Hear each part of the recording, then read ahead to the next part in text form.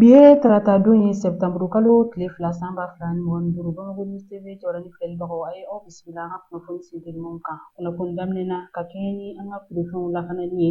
dumunifɛnw lasagoli o kɔlɔsili kulu ni o ye Direction Régionale du Commerce, de la Consommation et de la Concurrence ye. Olu ye ji dilanyɔrɔ usine dɔ datugu Janigela Bamakɔ sigida 6nan kɔnɔna na. A yirala k'a fɔ ko cakɛda in tun tɛ ka baara kɛ sariya kɔnɔ, ni o de bɛ ka kɛ kɔlɔlɔ ye jamana kɔnɔdenw ka kɛnɛyako ma ni jagofɛn ninnu sɛgɛsɛgɛlibaliya ye sariyaw fɛ.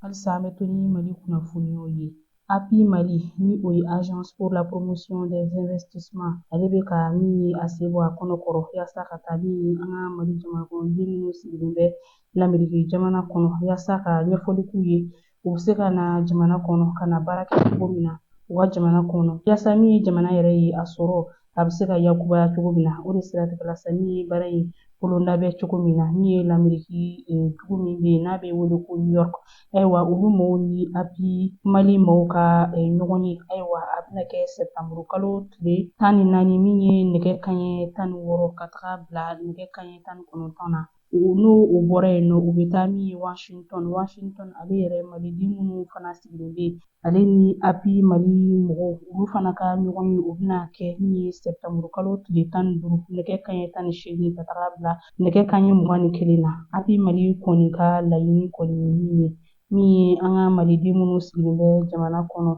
u bɛ fɛ ka na min ye baara kɛ Mali kɔnɔ cogo min na sɔnni san 2063 cɛ min ye Mali fana ye. Ale ka fara jamanaw kan jamana minnu fana bɛ yen n'u olu sɔrɔ ayiwa n'u o baarakɛcogo ka ɲi kosɛbɛ. Minisiri min ka baara bɛnnen bɛ maliden minnu sigilen don jamana wɛrɛw kɔnɔna la ni o ye minisiri Musa Atayɛri ye. Ale ye min ye Mali kɛnyɛrɛye kunnafonidilaw ka jɛkuluba min n'a bɛ wele Association des éditeurs de la presse privée du Mali n'a damasurunyara ka kɛ ASEPU ye. A ye min ye o jɛkulu mɔgɔw kɔni bisimila tɛnɛndon Sɛbɛtanburu kalo tile fɔlɔ san 2025 a bɛ ye k'a fɔ min ye nin jɛkulu in ye a ɲɛmaya bi a bɛ Bubakari Yalikoyi bolo. O de siratigɛ la Bubakari Yalikoyi a kɔni ye min ye ɲɛfɔli kɔni kɛ minisiri kɔni ye ayiwa a ka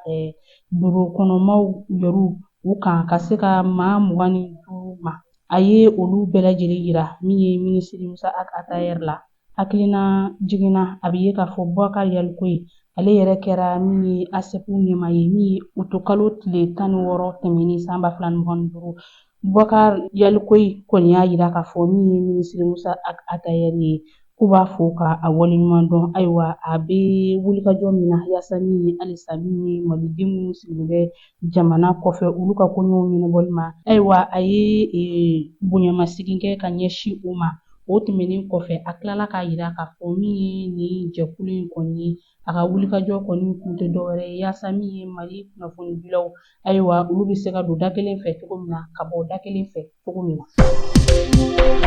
Tɛnɛndon n'o bɛnna Sɛbɛtanburu kalo tile fɔlɔ ma san 2025 Mali minisiri min ka baara bɛnnen bɛ diinɛko ale ni batoko ma an ka jamana kɔnɔ ni o ye Dr Amadu Kone ye ale ni min ye Sanba Babi olu ye ɲɔgɔn ye kɛ a ka minisiriso la. Sanba Babi ale min yɛrɛ kɛra Mali ka lasigiden kura ye Egypte jamana kɔnɔ. O siratigɛ la u ka ɲɔgɔn ye ale kɔni bolila min kan o bɛ se ka kɛ min ye hakilina falen kɛ yaasa min ye bolodiɲɔgɔnma ale ni baaraɲɔgɔnya o bɛ se ka tɛmɛ Mali ale ka minisiriso min ka baara bɛnnen bɛ diinɛko ma ale ni min ye Egypte ale fana ka minisiriso min n'a bɛ wele ko AOCAF ayiwa ni ale fana ka baara bɛnnen bɛ diinɛko ma o bɛ se ka bolodiɲɔgɔnmaw kɛ cogo min na yaasa min ye baaraw bɛ se ka nun don u ni ɲɔgɔn cɛ don n'a nataw la. Jamana ɲɛmaa kɔni ye san 2025 kɛ seko ni dɔnko san ye. O siratigɛla min ye seko ni dɔnko ale ni bololabaarakɛlaw ka minisiriso min ka baara bɛnnen bɛ min ye olu ka koɲɛw ɲɛnabɔli ma ayiwa ale ni min ye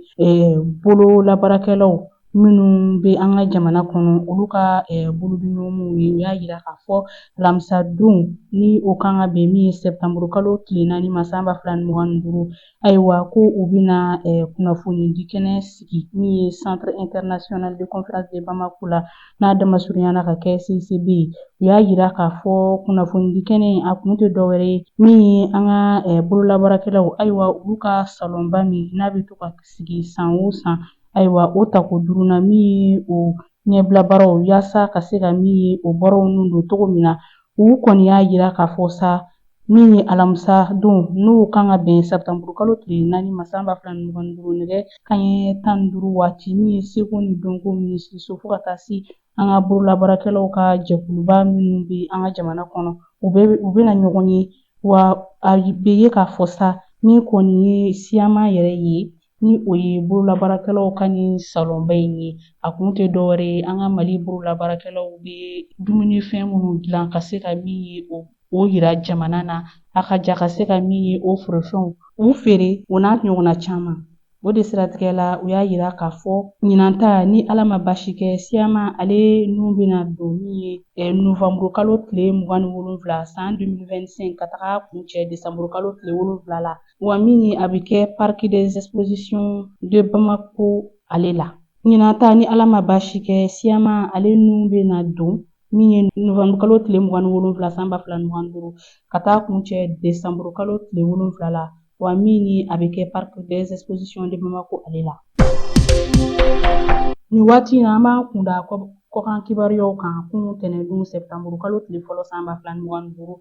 burukinakaw fɛ yen nɔ olu kɔni ye sariyakisɛ dɔ vote n'o de bɛ tali kɛ cɛ ni cɛ muso ni muso olu ka kafoɲɔgɔnya walew o kɔnna burukina jamana kɔnɔna na ni o ye homosexualité a yirala fana k'a fɔ maa o maa de minɛna o wale ninnu na e de bɛ ɲangini san 2 kaso ye fo ka taga se san 5 kaso ma an bɛna an ka kunnafoniyaw kun cɛ ni banni kibaruya dɔ ye ni o bɛ tali kɛ bamananfura feerela Bakari Kulibali la ni ale ye bamananfura feerelaba ye an ka jamana kɔnɔ ale kɔni fatura ka bɛn ni bi tarata ye sɛptanburu kalo tile 2 san 2025 an bɛ dugawu don kɛ ka ɲɛsin ani forow bɛɛ lajɛlen ma ala ka hinɛ a la k'a dayɔrɔ sumaya ni de bɛ dan sigi bi an ka kunnafoni senbɛlimaw na aw ni ce aw ka ɲɛmadali ani aw ka kulomajɔw la aw k'an bɛn don n'a nataw la